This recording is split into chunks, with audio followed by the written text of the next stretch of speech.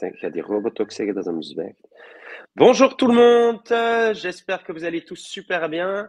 Alors, je vais attendre encore quelques petites secondes, mais peut-être juste les petits checks habituels. Est-ce que vous nous voyez bien? Est-ce que vous nous entendez bien? Et sur ce temps-là, je vais également partager l'écran pour la présentation. Salut Christine, bonjour Monsieur Denis. Alors, je vais couper mon téléphone histoire de ne pas se faire ennuyer pendant la présentation. Hop.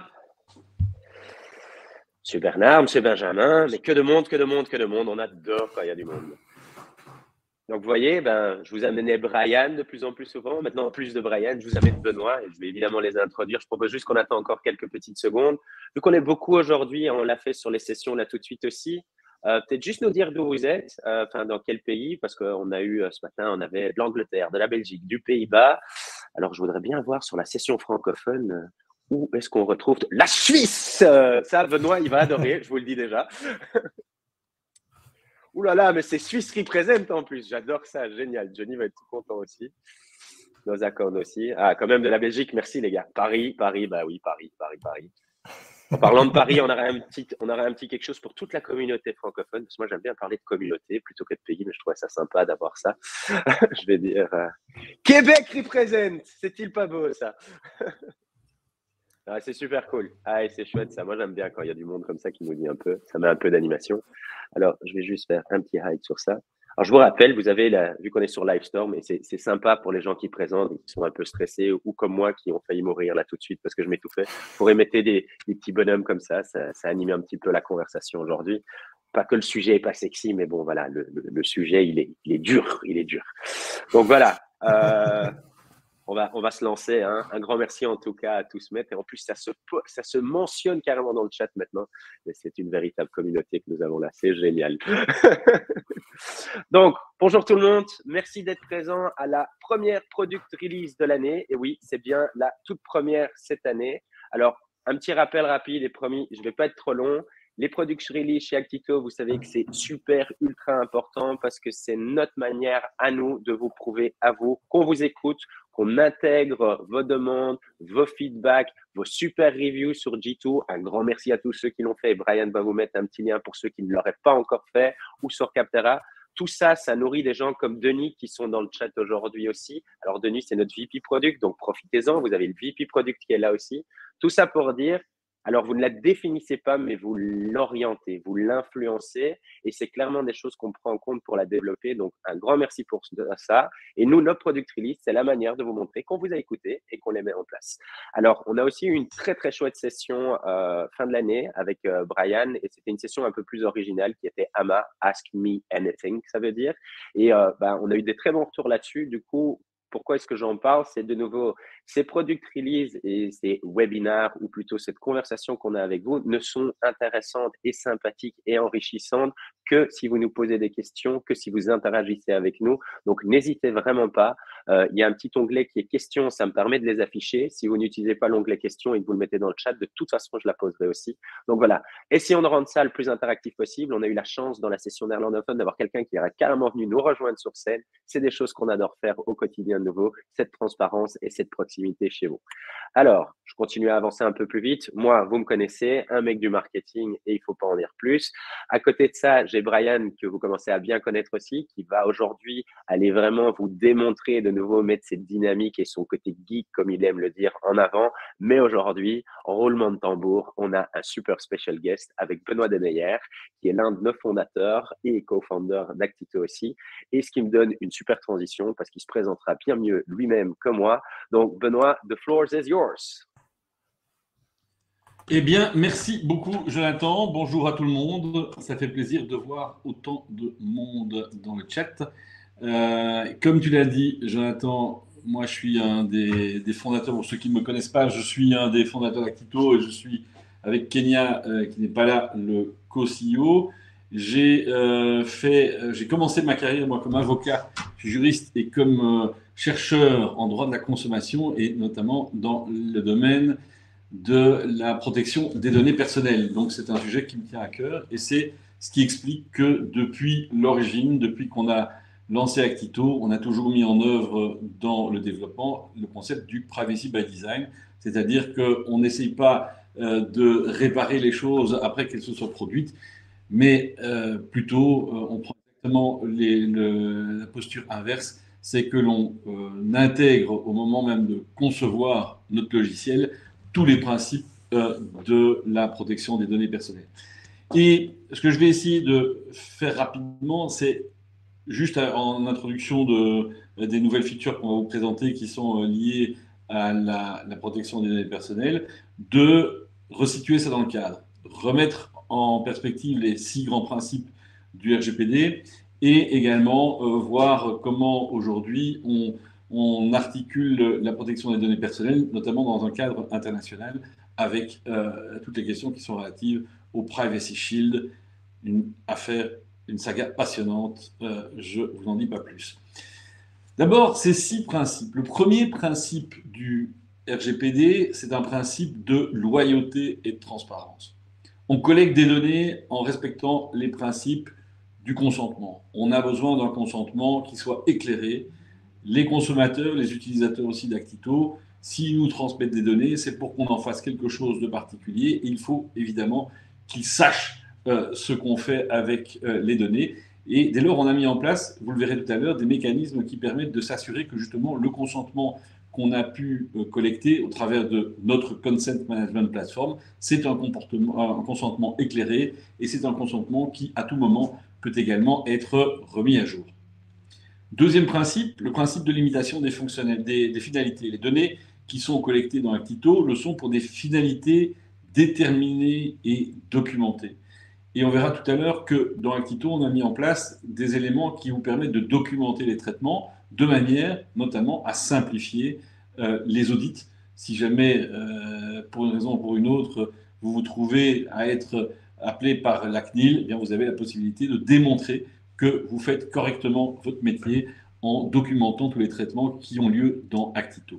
Principe de minimisation des données, c'est l'idée que moins on a de données, moins il y a de risques sur ces données.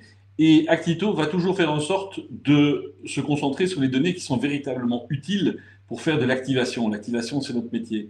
Si les données sont pas destinées précisément à faire de l'activation, on ne va pas les conserver. L'idée, c'est d'être dans un univers dont on connaît les limites et on ne va certainement pas faire du big data, ce n'est pas ça l'idée. On va se concentrer sur des données qu'on va conserver pendant une période déterminée. Et ça, c'est le principe de limitation de conservation dans le temps. Et on va pouvoir mettre des limites justement à la conservation des données et automatiquement, Actito va se charger de purger les données qui ne sont plus utiles. Exactitude, également un principe important du RGPD, on ne collecte et on ne conserve que des données qui soient exactes. Donc on a mis en place des mécanismes qui permettent d'assurer que les données soient correctes dans Actito, qu'on n'ait pas des doublons en pagaille, qu'on n'ait pas des demi-adresses email qui ne soient pas correctes. Bien, tout ça sont des dispositifs qu'on a mis en œuvre et qui vous aident au jour le jour. Et enfin, principe important de sécurité, principe d'intégrité et de confidentialité. Si on a des données, si on les traite, ce n'est pas pour qu'elles se retrouvent dans la nature. Et dès lors, on met en œuvre des moyens. On parle de mesures techniques et organisationnelles qui permettent d'assurer que les données, une fois qu'elles sont chez nous, elles ne sont que chez nous et des tiers ne peuvent pas y accéder. Alors, j'ai parlé de mesures techniques et organisationnelles. C'est très, très important de bien comprendre ça. Il y a de la technique, beaucoup de technique. Il y a des serveurs, il y a des firewalls, il y a des dispositifs qui vérifient qu'il n'y a pas d'intrusion.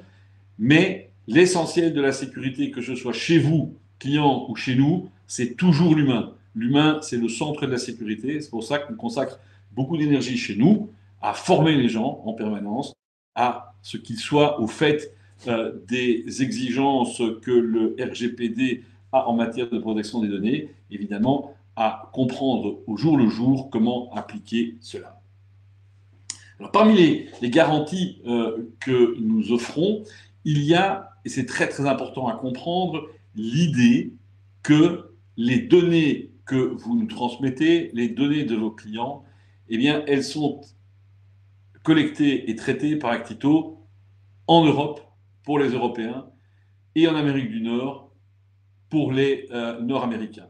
On a 3 data centers, on en a un à Bruxelles, un à Paris et on en a un pour les clients nord-américains, qu'ils soient québécois ou qu'ils soient aux États-Unis, voire même en Amérique du Sud d'ailleurs, je parle d'Amérique du Nord, eh bien ces données, elles vont être stockées à Québec, donc dans un tout autre data center, ce qui nous permet, nous, d'assurer que les données relatives aux consommateurs européens, elles ne quittent jamais l'Europe. Et c'est très très important parce que c'est à mettre en perspective avec les dispositions qui protègent les données personnelles et qui, globalement, depuis l'origine, depuis 1995-1995 pour les Belges de l'Assemblée, eh bien, ont été encadrés par une directive. Donc une directive, c'est un instrument, je rappelle, qui donne des directives aux États membres et qui les obligeait à mettre dans leur propre droit des règles qui protègent les données personnelles. Donc en 1995, on avait déjà un cadre juridique. Ce cadre juridique disait déjà à ce moment-là que s'il y avait lieu de transmettre des données en dehors de l'espace de l'époque communauté européenne et l'Union européenne ensuite, eh bien l'idée c'était qu'il fallait que ces données soient traitées avec les mêmes exigences que ce que prévoyait la directive. Le problème, évidemment, c'est qu'on s'aperçoit très rapidement qu'en dehors des pays de l'Europe, eh bien, il n'existe pas de protection du même niveau. Donc, on se trouve avec un problème, c'est que faire avec les données qu'on souhaite transférer justement à une solution SaaS qui se trouve de l'autre côté de l'Atlantique. Le SaaS n'existait pas encore à l'époque, donc ce n'était pas un problème d'une même ampleur, mais ça touchait bien entendu tous les acteurs dans le domaine des cartes de crédit, par exemple.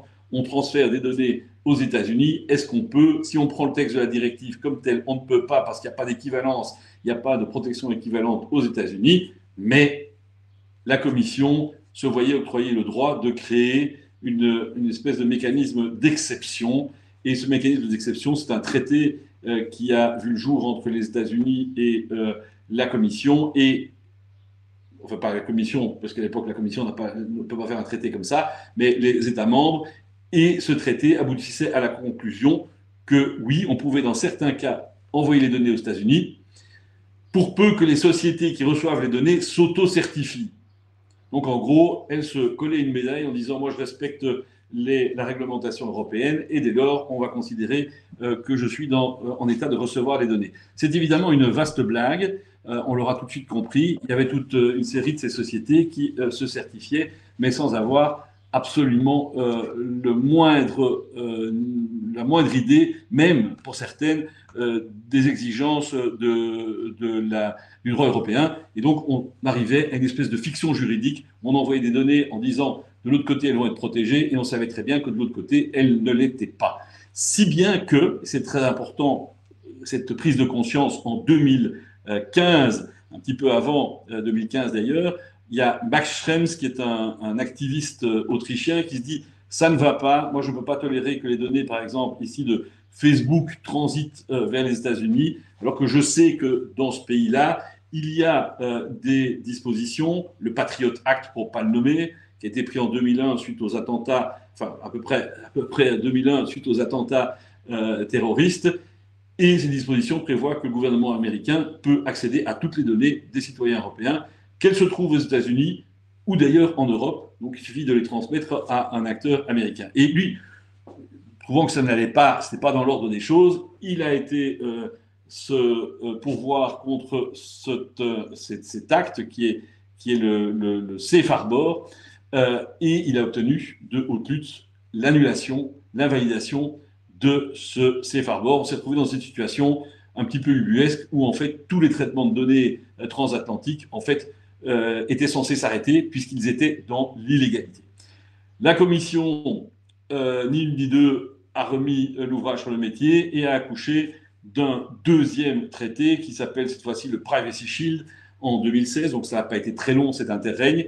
Et comme on dit en anglais, c'était un peu lipstick on a pig, c'est-à-dire du rouge à lèvres sur un cochon. On a repris exactement les mêmes concepts que ceux qu'il y avait avant et on les a remis dans un nouveau traité. Ce nouveau traité, évidemment, il ne valait pas tribette non plus. Et en mars 2020, il y a une décision qui a été rendue, Schrems 2, qui a abouti exactement à la même conclusion. Ça n'est pas possible d'envoyer des données aux États-Unis, sauf dans des conditions tout à fait strictes. Alors, ça n'aura échappé à personne qu'entre 2015 et 2020, on a eu 2018, on a eu le RGPD. Le RGPD, il ne dit pas des choses différentes de la directive. Il a un petit peu fait de ménage, mais en gros, c'est les mêmes principes. À nouveau, pas de possibilité d'envoyer des données aux États-Unis, puisqu'il n'y a pas d'équivalence. Alors, tout ça peut vous sembler très théorique. Donc, il y a une décision qui a été rendue, et cette décision, c'est la Cour de justice qui l'a rendue. Donc, elle s'applique dans tous les États membres, et elle aboutit aujourd'hui à ce qu'on ne puisse pas transférer des données aux États-Unis. À peu près tout le monde s'en est fichu, jusqu'à très récemment, où des décisions ont été rendues par des tribunaux de l'ordre inférieur, donc pas la Cour de justice européenne, mais qui disent pratiquement toutes de manière équivalente, il faut arrêter d'utiliser des outils qui transfèrent des données aux États-Unis. Et un de ces outils, alors ce n'est pas la seule raison pour laquelle on l'a visé, mais un de ces outils, c'est Google Analytics, qui, par sa construction même, envoie à Google des données relatives au trafic sur votre site web. Si vous êtes comme la plupart des entreprises qui ont un site web, aujourd'hui, il y a des chances que vous ayez Google Analytics sur votre site. Ce Google Analytics envoie, en tout cas s'il est mal configuré, il envoie des données aux États-Unis et ça pose un gros problème. Mais ces décisions, en tant qu'elles visent Google Analytics, elles visent également toutes les plateformes SaaS qui envoient des données aux États-Unis, que ce soit votre... ici, nous avons des clients à Quito, donc je ne vais pas dire qu'ils utilisent d'autres plateformes concurrentes, et je ne vais pas les citer, mais que ce soit une CDP, que ce soit une plateforme d'emailing ou même un logiciel de comptabilité, s'il est situé aux États-Unis, que vous envoyez des données là-bas, vous êtes dans l'illégalité. Et comme la CNIL s'en est saisie, tout dernièrement, elle a lancé une campagne de mise en demeure et de cessation à l'endroit de plusieurs gros sites français, avec des amendes évidemment très très importantes à la clé. Elle l'a fait pour Google Analytics. Rien ne l'empêcherait de faire exactement la même chose pour toutes les plateformes américaines. Donc c'est un gros problème. Alors, je dis ça, je dis qu'il y a un gros problème. Tant qu'il n'y a pas effectivement d'accord d'équivalence envers les États-Unis. Et j'apprends ce matin, alors ça c'est vraiment le diable qui sort de sa boîte, que à l'occasion de son déplacement à Bruxelles, Biden et von der Leyen ont annoncé qu'ils allaient accoucher d'un Privacy Shield 2 et que donc on allait pouvoir, comme par le passé, envoyer des données aux États-Unis sans coup férir. Alors c'est un effet d'annonce parce qu'en réalité c'est juste l'accord aujourd'hui entre les deux parties de réfléchir à la mise en œuvre de ce nouveau cadre, mais il y a évidemment encore des tas d'étapes. Et il y a aussi beaucoup de chances, comme je le lisais dans les commentaires, que ce soit juste les prémices d'un Schrems 3, d'un arrêt Schrems 3, donc une remise en question. Tout ça pour dire que il est clair que vous, en tant que marketeur, vous, en tant que responsable des données dans votre entreprise, eh bien, vous êtes ceux qui décident de ce qu'on fait avec les données. Et c'est donc votre responsabilité aujourd'hui de peser le pour et le contre de l'utilisation de solutions américaines. Celui qui fait le choix de la sécurité s'oriente vers des solutions européennes. Celui qui voit advenir un Privacy Shield 2, eh bien, lui peut choisir des solutions américaines. Mais c'est aujourd'hui quelque chose de tout à fait risqué, dans laquelle je ne me lancerai pas personnellement. C'est d'ailleurs une des raisons pour laquelle nous avons fait choix aujourd'hui dans les solutions que nous proposons dans le cadre de notre écosystème à travers les add-ons, de choisir des solutions qui sont basées en Europe. Ça nous permet de garantir évidemment que lorsqu'on travaille avec elles, eh bien, on est certainement dans la conformité. Voilà, ça c'était juste pour remettre les choses en place et vous permettre de briller en société le cas échéant. Mais je voulais le raccrocher évidemment à ce que nous avons fait. Dans Akito, on ne s'est pas contenté de faire quelque chose qui soit compliant, qui respecte les règles du RGPD, mais on a mis en œuvre dans Akito toute une série de modules, toute une série de fonctionnalités qui vous permettent, vous, de vous mettre en conformité de manière plus facile, notamment en augmentant la transparence des données, en facilitant le transfert de données ou l'effacement des données demandées par des utilisateurs et globalement de vous offrir une preuve de ce que vous avez respecté vos obligations. Voilà, je m'en tiens à ça et je repasse la parole à John. Merci beaucoup. Merci beaucoup, Benoît. Alors, on n'hésite pas, la chère communauté. Vous avez vu la passion. Hein. Je ne vais pas vous dire ce que je raconte en certification et tout ça, parce qu'il est là et qu'il ne doit pas savoir ce que je raconte. Mais par contre, vous avez des questions, vous voulez aller un peu plus loin, il est accessible en dehors de la session ici aussi. Je vais dire, Benoît partage beaucoup avec que ce soit nos équipes commerciales, mais aussi nos clients existants, son expertise pour les aider à se mettre, je vais dire, dans les meilleurs clous possibles par rapport à ça. Moi, je retiens toujours une chose, c'est que logiquement, quand on travaille autour de son consommateur et qu'on le respecte, on fait tout en bon père de famille avec la bonne approche. Et c'est notre rôle à nous, éditeurs logiciels, de vous garantir que vous puissiez faire les choses de la manière la plus correcte possible. Alors, je suis vraiment désolé pour le côté nasillard, vous l'avez compris, j'ai une belle crève, comme on dit chez nous, mais j'avais trop envie d'être avec vous. Alors, moi, je ne vais pas être trop long, mais je voulais vous donner quelques éléments quand même sur la partie, comme on dit, derrière, behind the scene, derrière les volets. Donc, ça, c'est un graphique que vous commencer à voir de plus en plus qui nous permet tout simplement d'un peu exprimer où est-ce qu'Actito se positionne et qu'est-ce qu'on veut faire ou qu'est-ce qu'on veut vous permettre de faire plutôt, ça serait plus correct. Si vous prenez la partie de gauche, c'est un petit peu pour faire comprendre qu'aujourd'hui, on peut plus dire quand on est un CRM manager de n'importe quelle société, j'ai pas de données, du coup, je ne peux pas engager de la conversation, personnaliser mon message, créer de l'expérience pour mes users, c'est vraiment aujourd'hui, c'est impossible de me dire ça encore aujourd'hui. Il suffit de regarder dans le graphique CRM, CDP, Data Lake, programme de fidélité, application mobile, enfin on peut y aller. Vous avez beaucoup plus de données que ce que vous croyez. Mais de nouveau, si on reprend un petit peu cette vision que Benoît vient de nous partager, c'est quelle est la donnée que vous avez besoin aujourd'hui pour pouvoir engager, activer vos clients, je vais dire. Et nous, c'est vraiment là où on va vous accompagner, nos partenaires vous accompagnent aussi. C'est pour essayer d'identifier ces données, les intégrer. Et là, vous retrouvez cette partie centrale qui est vraiment le cœur de ce qu'Actito vous propose. C'est donc bien une plateforme d'activation client où une fois que ces données vont être là, vous allez pouvoir construire vos segments, vos targeting, mais surtout injecter de la personnalisation dans les canaux qui sont complètement à l'extrême. Et en plus d'injecter cette personnalisation dedans, vous allez pouvoir récupérer l'analytique directement de nouveau dans ce cœur et vous approcher de ce que moi j'adore être plutôt le right time marketing plutôt que le real time marketing. Tout ça pour dire, Actito vous accompagne à rassembler vos données, les mettre à disposition des CRM managers, des opérateurs au quotidien pour que eux puissent déployer, je vais dire, ces expériences hautement personnalisées. Du coup, allons-y, activons la donnée, activons les consommateurs, comme ça, on active les marques. Ça, c'est juste la partie un peu philosophique, limite, j'ai envie de dire, un petit peu le super graphique, comme on l'appelle chez nous. Alors, aujourd'hui, c'est sûr que moi, vu que ça fait longtemps que je bosse chez Actito, je pense que de temps en temps, il faut pouvoir aussi vous montrer, vous prouver qu'on est balèze.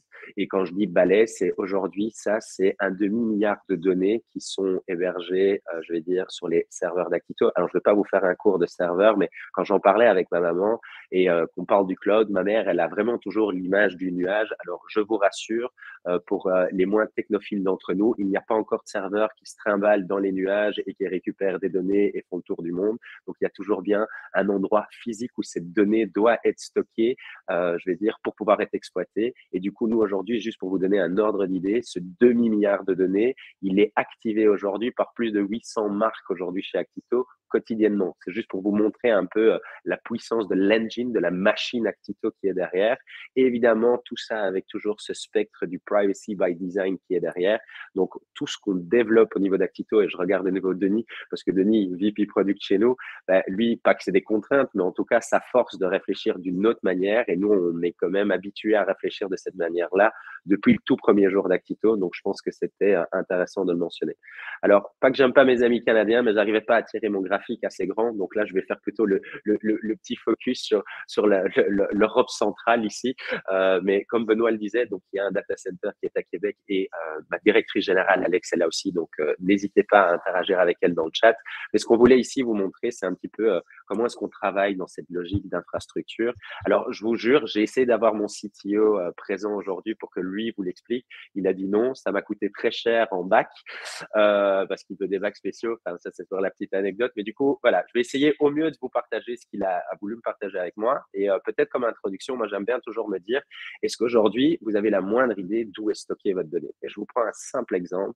Pas plus tard encore qu'il y a cette semaine, je reçois un fichier avec des données via un lien Dropbox. On sait tous que Dropbox, ses serveurs sont répartis à travers le monde, dont les États-Unis. Si je prends la petite pointe que Benoît faisait de nouveau, il se trouve que là, les Américains, du coup, peuvent accéder de nouveau à cette donnée. Alors nous, quand on parle de process, on est obligé de le refuser, je reviendrai là-dessus. Mais c'est juste ça, c'est des fois déjà, je pense qu'il faut commencer par se poser la question, where is my data? Où est ma donnée? Et poser cette question aussi. Et alors moi qui bosse au marketing, je peux vous dire que depuis janvier, une demande sur deux de démo, c'est pas une demande de démo, c'est avant même la demande de démo, c'est est-ce que vous pouvez me garantir que mes données restent bien en Europe? Eh ben, c'est super cool et super sympa pour une fois pour nous, parce que je peux tout simplement répondre oui, c'est stocké en Europe. Du coup, voilà, ça c'était un petit peu la lentille que je voulais donner ici. Première réflexion, c'est où est ma donnée? Et après, si on prend la vue d'Actito, nous aujourd'hui, on a 2 data centers qui sont de 1, donc si je prends la partie technique de ça, opérés par nos gens. C'est nos serveurs, on les achète, ça coûte cher, on les déploie, on les maintient, on fait les mises à jour et ce sont nos gens qui font ça. Donc, ça veut dire c'est vraiment de A à Z opéré et entretenu par les ressources Actito. Donc, c'est vraiment un gros investissement qu'on fait là-dedans, mais parce qu'on pense qu'il est important d'être fait, parce qu'on a le contrôle sur ça. Ça veut aussi dire qu'on peut mettre, nous, notre niveau de sécurité dessus. Et si je vous parle de notre niveau de sécurité, aujourd'hui, on est conforme déjà aux normes ISO 27001 et courant de l'année, et Benoît pourra peut-être donner un petit mot là-dessus, nous serons probablement certifiés en 2022 ISO, mais parce qu'on a déjà fait tous ces types de démarches, qui soit par exemple l'accès au data center. Je pense qu'aujourd'hui, au niveau d'Actito, c'est 2-3 personnes qui peuvent le faire. Juste pour vous donner une idée, si Brian et moi, on voudrait aller faire un petit tour au data center parce qu'on bosse dans l'équipe marketing, eh ben, on devrait rentrer notre Ben VMworks, empreinte digitale, enfin, la totale. Enfin, je veux dire, ça ne rigole pas du tout, je veux dire, sur ces niveaux de sécurité. Je me rappelle qu'à un moment, chez Colt à Bruxelles, en tout cas, il y avait un serveur très proche de chez nous qui était de la Banque nationale. Juste pour vous donner une fois, de nouveau, une idée du niveau de sécurité que Benoît et Kenya ont directement implémenté dedans aussi. Donc ça, c'est juste cette logique des data centers avec nos encryptages, nos gens, nos process.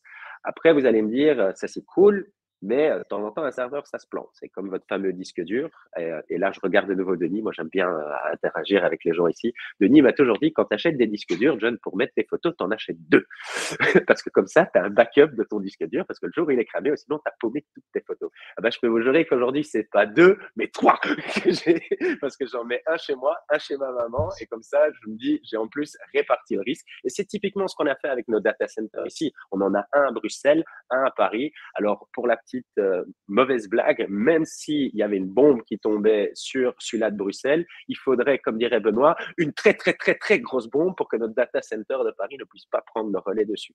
De nouveau, ça, c'est garantir, je vais dire, vous garantir continuity in business aussi, je vais dire, de ne pas perdre de l'information ou un minimum d'information. Et de nouveau, on a tout mis en place. Et là, je tire toujours mon chapeau aux équipes DevOps chez nous et IT. Hein, on pense à Ben, à Mathieu, à Vanessa, enfin tous ces gens qui travaillent au quotidien à vous garantir une infrastructure rock solid pour garantir la continuité de votre business. Donc, gardez à l'esprit 2 data centers, on en a un 3e au Canada, il y a de la redondance entre eux, il y a des protocoles qui ont été élaborés là autour pour vous garantir ça, c'est repris dans vos contrats, chers clients, donc vous pouvez le lire aussi.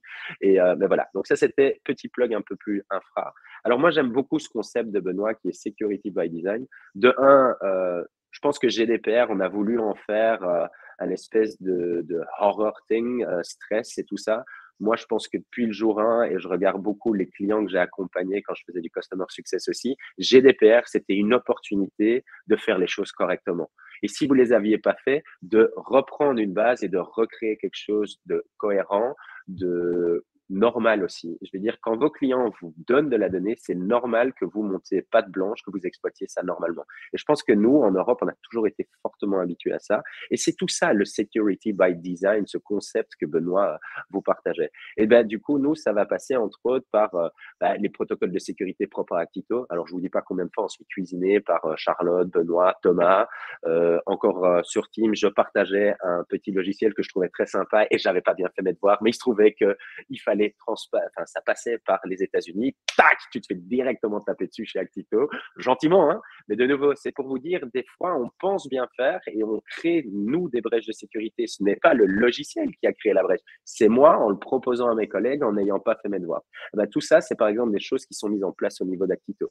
On va aussi, par exemple, pouvoir très vite s'adapter à des nouvelles failles de sécurité parce que ce sont de nouveau nos gens. On n'a pas besoin d'appeler une société tierce en disant attention, on a appris que non, Ben, bam, il ping ses équipes et en flux tendu, on est capable d'aller corriger ou quand des brèches sont identifiées, de voir si nous avons ces mêmes brèches aussi ou pas. Et aujourd'hui, on en est vraiment là. Je vais dire, je sais qu'il y avait eu des tas de trucs, j'ai plus le nom exact avec 4G, quelque chose du genre. Ben, je vais dire, nous, on n'avait pas été soumis à cela non plus parce que de nouveau, ce sont nos systèmes. C'est ça que vous achetez aussi chez Actito. Alors, d'office, désolé Benoît, mais ils vont dire que de toute façon qu'Actito, c'est trop cher. Mais le prix incorpore évidemment tous ces processus qu'on met en place pour vous garantir de la sécurité aussi. Alors, évidemment, beaucoup de mises à jour chez nous. Alors, pour ceux, moi j'adore le terme, c'est pen test. Donc là, on paye des mecs à l'extérieur. C'est comme Facebook qui paye des gars pour essayer de se faire attaquer. Ben, nous, on fait ça aussi.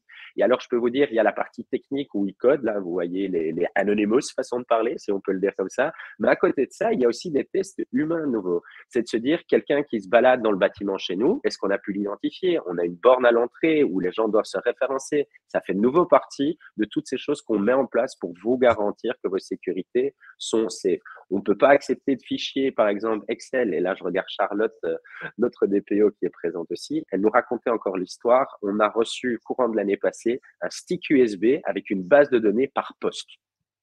Ça paraît complètement dingue. Eh bien, aujourd'hui, en 2022, malheureusement, ces choses-là existent encore, comme malheureusement la guerre. Et justement, sur cette partie-là, on essaye de se protéger un maximum aussi, je vais dire, ou d'anticiper ce qui pourrait être un très mauvais futur demain. Donc, de nouveau, le security by design, c'est un mantra, c'est une façon de penser, c'est une manière de développer et c'est quelque chose qui est aujourd'hui incrusté dans plus de 150 personnes qui travaillent au quotidien chez Actito. Alors évidemment, là, je vous ai parlé beaucoup de la technique, mais des humains qui accompagnaient ça, mais on se doute que de toute façon, c'est l'humain qui est derrière. Même les logiciels sont déployés par des humains. Et du coup, on a notre data processor, enfin la logique du data processing. On a des processus de data breach qui sont mis en place. Des petites claques données chez Actito sont toujours des... Je te confirme, Charlotte, elles sont toujours données. Bon, ceux qui connaissent Thomas, c'est quand même un beau bébé. Hein. Donc, si lui, il en donnait vraiment une vraie, je peux vous jurer que je ne me relèverai pas. Non, mais c'est de nouveau, gentiment, c'est de l'éducation. Et je pense que ce qu'on essaye de faire aujourd'hui dans cette session aussi, c'est de partager en éduquant au maximum. Du coup, voilà, des politiques strictes, des processus de violation qui existent chez nous aussi, un accord approfondi sur le traitement de la donnée et alors notre propre DPO star, évidemment, Charlotte. Alors, elle est toute contente parce que je la tire pas sur scène ici, mais je serais capable de le faire, mais elle m'en voudra tellement et j'ai encore besoin d'elle pour plein d'autres choses, donc je vais la laisser tranquille aujourd'hui. J'espère que là, on a pu répondre un peu sur le global au niveau de comment nous, on travaille au niveau philosophique, mais aussi métier et infrastructure dessus, ce qui me donne une bonne transition s'il n'y a pas de questions pour Brian, qui lui, parce que c'est sa partie, c'est mon ancienne partie préférée, je ne vais pas vous mentir, mais aujourd'hui, il faut savoir passer le flambeau aussi. Du coup, on va laisser la place à Brian, aka le geek, et il va vous démontrer toutes ces fonctionnalités que les équipes techniques et produits chez nous développent pour que vous puissiez au demain activer et continuer à activer vos données clients et construire des marques super fortes. Brian, floor is yours, my mate. Yes, merci. Je vois qu'il y a un truc qui fait un peu bizarre. Attends. Voilà. C'est quoi ça? C'est pas très grave, Brian. Ouais, ça marche. Ok, voilà, ça va. Ok, voilà. Donc voilà, ici on a en effet eu un peu l'historique, la théorie, ce qui passe derrière Actito, mais maintenant je voudrais vous montrer qu'est-ce que vous pouvez faire dans Actito vraiment pour sécuriser et garantir les données de vos clients. Et tout d'abord, je pense que Benoît a déjà mentionné la limitation des finalités. Les données, c'est quelque chose assez abstract. Le cloud, les serveurs, ce sont toutes des choses que nous ne voyons pas.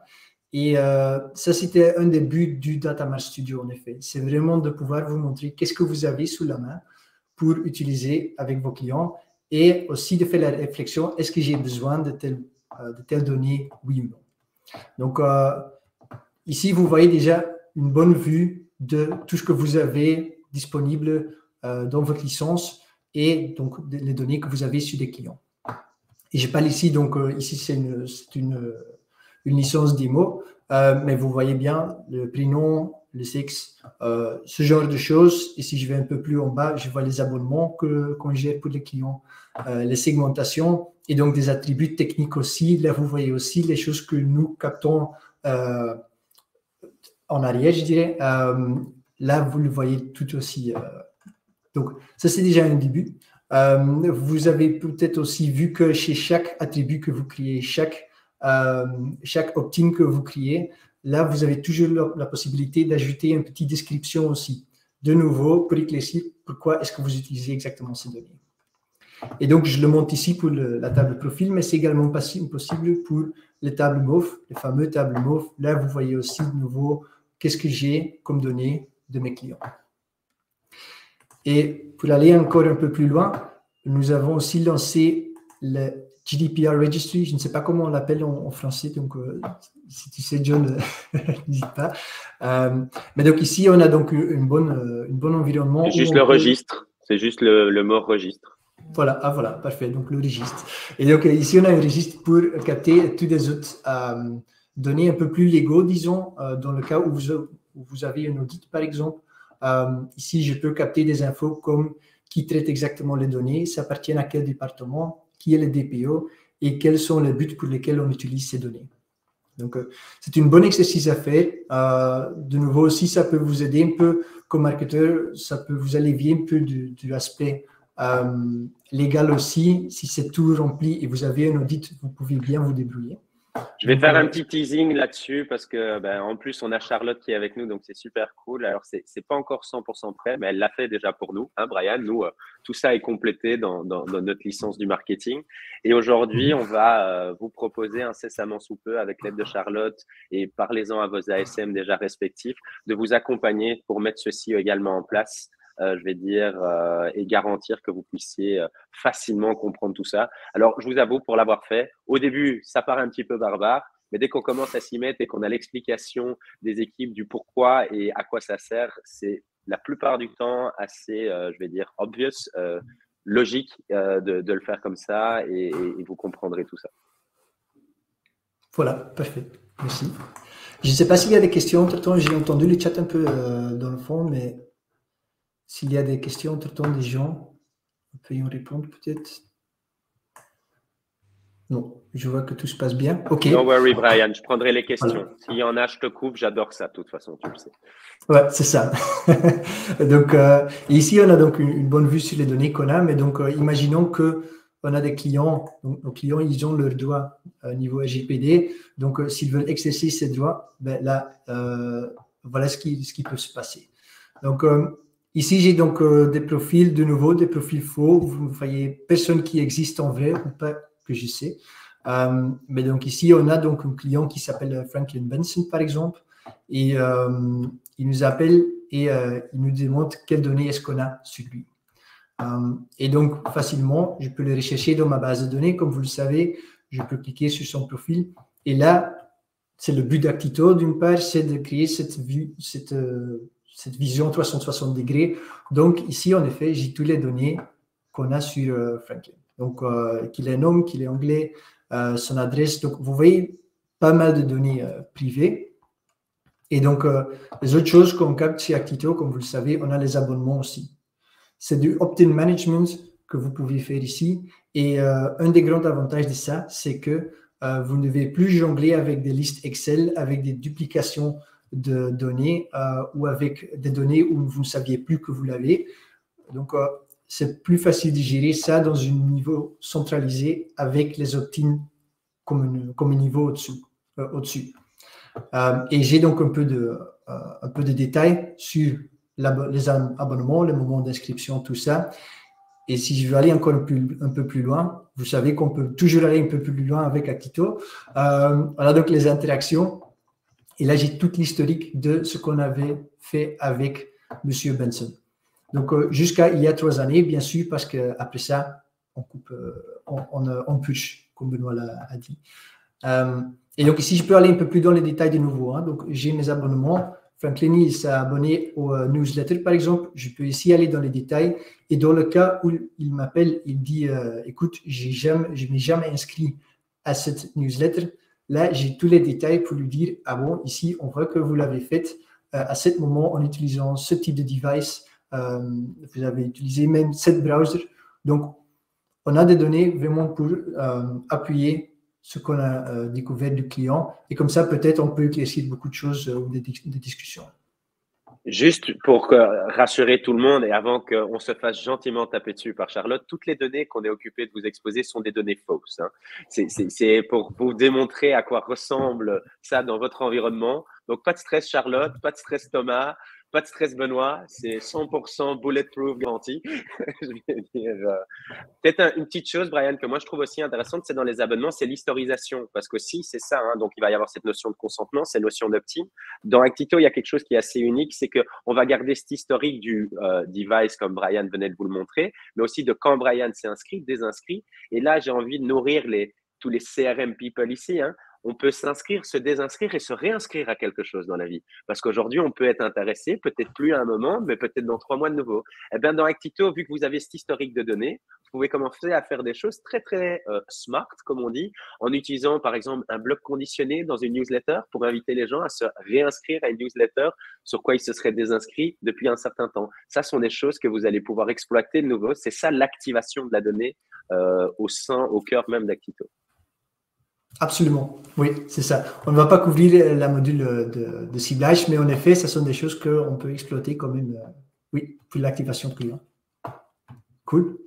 Une nouvelle fonctionnalité qu'on a ajoutée récemment, c'est le tracking consent.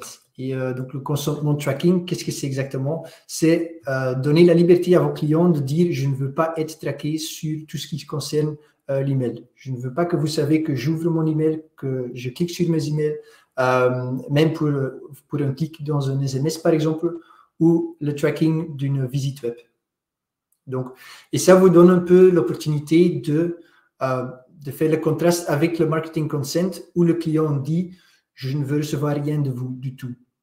Et je pense là, de nouveau, ça ouvre un peu la discussion que vous pouvez avoir avec vos clients en disant vous pouvez vous inscrire toujours encore sur le marketing consent et recevoir notre newsletter. Mais si vous voulez, on peut juste bloquer le tracking. Donc, on ne sait pas ce que vous faites et comme ça, les données, ils sont sécurisées. On ne fait rien avec. Donc, je pense là, il y a un peu, je ne sais pas comment le dire, un type d'atténuation qu'on peut faire. Donc, il y a vraiment une diminution qui peut être faite là-dessus. Et de nouveau, c'est remettre le client au centre. Il y a des gens qui veulent être informés de ce que vous, Marc, avez à proposer, mais ne veulent pas que vous puissiez exploiter leurs données. Alors, de nouveau, c'est un échange que vous allez devoir trouver. Désolé, ça c'est juste la porte qui s'ouvre chez moi. Entre si tu ne me donnes pas de données, je ne peux pas te faire de la communication personnalisée en retour, je vais dire aussi. Donc, de nouveau, là, je vous invite à bien réfléchir vos welcome programmes. Je collecte cette donnée parce que j'ai envie de te proposer ça. Si tu ne me la donnes pas, c'est pas grave, mais je serai obligé de te donner de la communication de base. Voilà, c'est ça.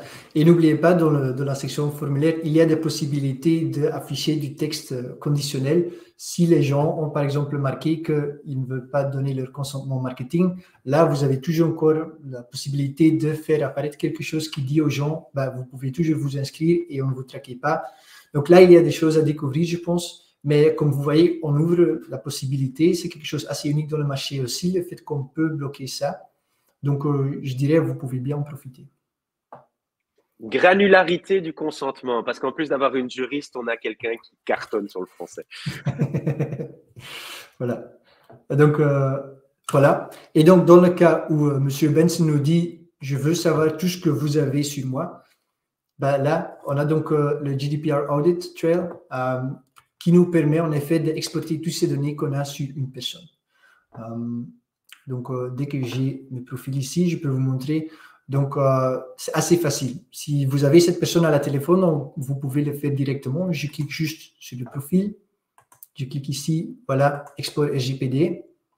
Donc, j'ai une petite notification. Je fais exporter. Et donc, une chose, on ne va pas vous envoyer par email, comme John l'a dit. Pour la sécurité des données, on a une fonctionnalité dédiée à ça, vraiment pour sécuriser le transfert des données sensitifs. Donc, ça, vous pouvez le trouver sous add-on ici dans le Transfer Box. C'est vraiment environnement sécurisé. On va faire on va scanner aussi le fichier que vous mettez dedans, juste pour être sûr qu'il n'y a pas de malware dedans, comme vous le voyez ici. Et donc, comme ça, moi, je peux le récupérer après, je peux le télécharger, utiliser et supprimer directement après. Mais donc, bon, si juste pour la petite blague, il ne faut pas envoyer les films de vos vacances et les photos par là. Hein. Ça ne sert pas à ça. Ça. Vous pouvez utiliser les systèmes américains pour ça. Parce que sinon, Benoît, il va nous dire qu'on fait remplir les disques durs. Là. Oui, je ne l'ai pas essayé, j'avoue. Mais bon, donc en effet, ça. Et aussi avec vos ASM, n'hésitez pas à, si vous devez transmettre des fichiers sensitifs, faites-le à travers les transfer box. C'est la manière la plus sécurisée pour faire ça. Et donc, juste pour vous le donner, pour vous le montrer à la fin, donc ici, je peux télécharger.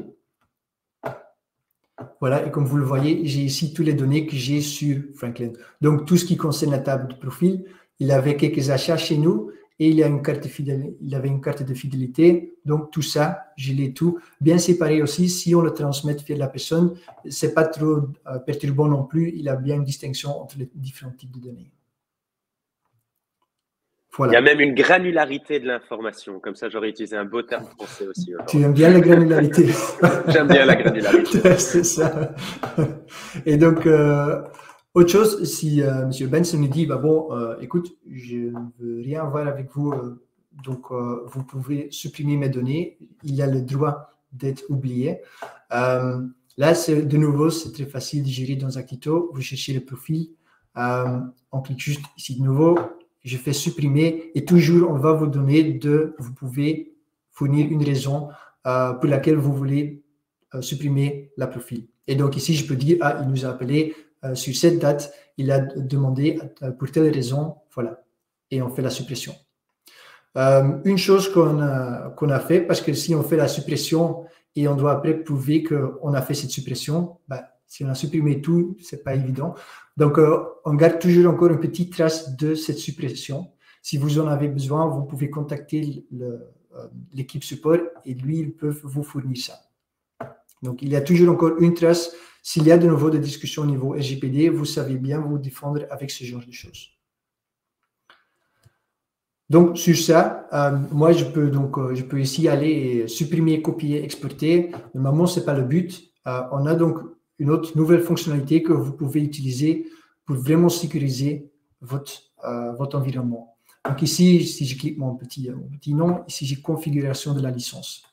Ici, je clique sur ça, j'arrive à un tout nouveau tableau de bord qui vous permet de nouveau, d'une manière granulaire, d'aller attribuer les différents droits qu'on peut donner aux gens. Donc, des utilisateurs, je peux en créer des nouveaux. Je peux les donner une configuration de droits spécifique. Donc, je peux dire il n'a que accès à le transfer box, il peut que envoyer des emails, il ne peut pas exporter des données, par exemple. Ce sont des choses qu'on peut mettre sur place pour vous afin de sécuriser l'accès de différentes personnes sur votre licence. Et ici, on parle les utilisateurs qui utilisent l'interface, mais donc on a des managers CRM ici, peut-être des gens IT aussi. Il y a toujours encore un accès API aussi à Actito et les données. Donc ici aussi, vous pouvez définir les adresses IP qui ont accès à Actito. Je donne juste un complément là, Brian. Ce qui est vraiment sympa aussi avec un utilisateur API, c'est de un, vous allez pouvoir diminuer ses droits et les mettre en corrélation avec ce qu'il doit faire. Il pourrait juste devoir shooter des campagnes et pas devoir accéder à la donnée. C'est ce que Brian vous disait au niveau des users, mais on va pouvoir le retrouver au niveau d'un compte API. Mais ça veut aussi dire que vous allez pouvoir tracer ça. Aujourd'hui, si vous pouvez utiliser par exemple du Zapier, je prends quelque chose d'assez connu, on invite tous les clients à dédier une clé API pour Zapier ou même pour l'utilisateur de Zapier. C'est la granularité, comme ça je ne vais plus encore une fois le placer, Brian, que Actito vous permet d'avoir. Mais de nouveau, c'est ça aussi le privacy par design. Si on ne donne pas accès à tout le monde, on minimise le risque. Voilà, c'est ça. Et donc, dans la même philosophie aussi, il y a une manière de faire une répartition dans les licences aussi. Si on a différents départements, différents pays, on a les fameuses entités. Je ne vais pas expliquer toute entité ici, mais vous pouvez bien les retrouver dans la documentation. Mais donc ici, de nouveau, et donc quelque chose que je peux vous conseiller si vous ne l'avez pas fait encore, c'est donc dans la partie authentification, vous utilisez des données des clients. Et donc ici, il s'agit ici d'une licence démo, mais normalement, ce qu'on fait, c'est on active le double authentification. Donc ici, dès que je veux me loguer, je vais mettre mes crédentiels et dès que j'ai fait ça, je vais recevoir un email qui me donne un numéro ou une séquence de chiffres unique que je dois remplir et comme ça, j'y ai accès. De nouveau, pour sécuriser l'accès à votre licence et être sûr qu'il n'y a pas de gens là qui ne doivent pas être là. Voilà. Et donc, juste pour finir le petit tour ici, donc je peux également voir tout le monde qui a eu accès à la licence aussi. Juste s'il y a passé quelque chose d'étrange, je peux regarder qui a accédé à la licence récemment et voir peut-être discerner qui l'a fait. Voilà. Si vous avez encore des questions sur les fonctionnalités que vous avez vues ici, je trouve que notre équipe de Academy fait encore un très bon boulot. Si vous visitez la documentation et vous tapez juste RGPD, vous trouverez beaucoup d'informations sur tout ce qui concerne ça. On a vraiment une section dédiée à ça. Donc, n'hésitez pas d'aller regarder ça aussi. Il y a beaucoup de choses dedans que vous pouvez vraiment exploiter de nouveau pour garantir cette data privacy, la sécurité des données. Voilà, je pense comme ça, j'ai conclu le tout. Je ne sais pas s'il y a des questions sur la plateforme. Super, Brian. Non, il y avait juste un point de Laurent Aubin qui avait raison. Zapier, ça reste une solution américaine. On parlait de la traçabilité. C'est sûr que si vous utilisez Google Sheet ou même que vous avez la suite Google, par exemple, on peut se poser la question si vos données sont là-dedans. Après Zapier, un cas d'usage que moi, je vois souvent, Laurent, utilisé par nos clients aussi, c'est être capable de faire du retargeting sur des réseaux type Facebook, Instagram et autres. Et là, déjà, par définition, tu vas injecter de la donnée dans une suite américaine en partant de là. Et une des manières de le faire, c'est de passer par du Zapier, par exemple. Ça peut être une manière. Après, tu peux faire des choses plus simples aussi, comme appender de la donnée dans Zapier aussi. Mais il faut être conscient que dès que tu fais ça, ta donnée, à un moment ou l'autre, transite plus que probablement par un serveur américain. C'est pour ça que moi, j'ai plutôt tendance à pousser Integromat, rebrandé récemment Make, qui, eux, sont une boîte européenne. Après, j'avoue ne pas encore avoir décortiqué est-ce qu'ils s'appuient sur des services type AWS, Azure ou autre. Et si tu as le complément d'info, avec plaisir de le recevoir de ta part directement.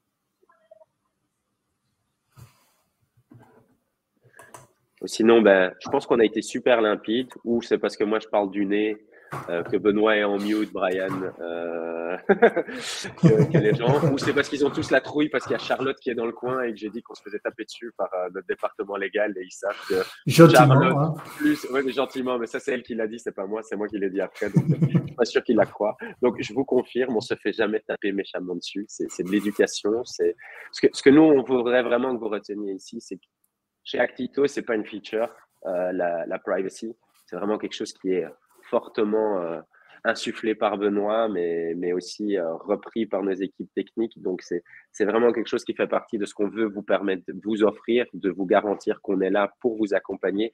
Bien sûr, c'est un argument pour aujourd'hui le petit David qu'on peut des fois être, se battre contre les géants américains. Alors non, on n'est pas occupé de bâcher les Américains, on a juste envie de vous offrir des alternatives aux géants américains. Et c'est pour ça qu'on construit aussi un écosystème de partenaires européens.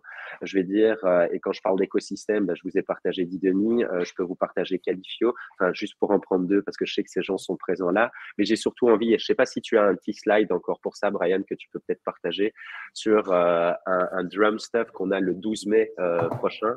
Te connaissant, tu m'auras préparé ça. Donc, j'en profite pour avoir un petit call to action. Précisons que quand on parle des Américains, on ne parle évidemment pas des Canadiens. Parce que les Canadiens, ils ont le même type de réglementation que chez nous et que donc on est. Mais nous, on ne fait jamais d'amalgame. Les Canadiens sont des Canadiens et les Américains sont des Américains. Bienvenue aux Canadiens et aux partenaires canadiens. Ce qu'on ne fait pas, c'est d'envoyer des données aux États-Unis. Oui. Mais c'est pour ça, enfin, moi, j'ai jamais, mais je comprends. Donc, pourquoi Benoît dit ça, c'est qu'on a souvent tendance à dire North America. Et quand on dit North America, ça englobe le Canada. Nous, on n'englobe pas les États-Unis. Nous, quand on parle du Canada, on parle bien du Canada. Je vais dire ce splendide pays qui est représenté par mon ami Alex dans le chat. Donc, maintenant, Drum Bass, c'est vendredi, 16h-5. On revient avec quelque chose d'énorme. Mon équipe est occupée, enfin, toute l'équipe, toute la société est occupée de vous concocter un event, mais du feu de Dieu, de chez feu de Dieu, fort de beaucoup d'années d'expérience là derrière. On vous amène, Nolan, après, s'il te plaît, on vous amène l'Activation Day après l'Actito Day. Ça, c'est les joies d'avoir son fils qui rentre dans l'école. L'Activation Day après l'Actito Day. Brian vous va partager le slide. Il y a déjà le lien qui est dans le chat aussi. C'est un event dédié à l'activation où on a nos clients, nos chers clients qui viennent partager ce que eux font tous les jours avec notre technologie. Et je peux vous jurer, même moi dans la catégorie d'Idenor, je cire des yeux comme ça quand je vois ce que nos clients sont capables de faire avec Actito. Du coup, on est souvent ébahis, emballés par ça. À côté de ça, il y a nos partenaires aussi, parce que des fois, on peut avoir une présentation avec le client, le partenaire, le CSM d'Actito. C'est ça aussi l'Activation Day. Après, nous, vous savez, on aime bien vous faire transpirer un petit peu et on se dit qu'au final, pour être certain que vous avez compris, il faut vous faire des exercices. Du coup, session de workshop l'après-midi, animée de nouveau par notre écosystème de partenaires technologiques et métiers. Alors, je ne vais pas les nommer parce que sinon, je vais en oublier. Et si j'en oublie, ce n'est pas juste pour les autres. Mais on a 12 partenaires qui seront là pour vous activer du matin au soir. On a tout prévu, la musique, la nourriture, des talks qui vont déménager, la direction est là, les équipes produits, enfin bref, je vous donne rendez-vous à l'Activation Day. Vraiment, soyez beaucoup là. Grouillez-vous de vous inscrire parce que malheureusement à Paris, les salles de 1000 personnes, j'en ai pas trouvé sauf leur ex, mais là, mon boss m'a dit, c'est pas dans le budget, mon ami. Donc, j'ai évité directement. Donc, on a une salle où on va pouvoir monter jusqu'à probablement 300 personnes. Mais du coup, ce que je veux dire par là, vous avez Activation Day 2022, c'est sur le site, plongez, inscrivez-vous. C'est pour nous. On est ravis de vous inviter là. Soyons nombreux, échangeons toute la journée. N'hésitez pas à nous dire, tiens, moi, je voudrais bien voir ça, ça ou ça. Peut-être qu'on peut encore un petit peu orienter le programme. Et je tire déjà mon chapeau à toutes les équipes qui travaillent derrière ça. Et je vous remercie tous pour votre présence. Un grand merci, Benoît. C'est top. Ma première product release avec mon boss. C'est cool. Brian, bientôt, tu feras ça tout seul comme un grand parce que j'ai l'impression que je deviens useless dans cette histoire. Mais je vais dire, c'est super ça, cool c'était moi. on the shine. Un grand merci à Charlotte d'avoir enrichi notre vocabulaire français, d'avoir bien positionné quand même que vous êtes là pour accompagner nos clients et tout le monde. Merci de nouveau à nos équipes techniques, IT, partenaires et tout le monde. Moi, je kiffe de faire ça. C'est pour ça que je suis venu avec une crève de feu de Dieu pour partager 3 fois avec vous parce que c'est ça qu'on aime faire chez Actito. C'est partager, partager, partager. Donc, n'hésitez pas. Passez une super fin de journée, un week-end, je l'espère, ensoleillé et rendez-vous de nouveau à l'Activation Day. Bye bye tout le monde. Bon week-end, merci beaucoup. Au revoir. Week-end.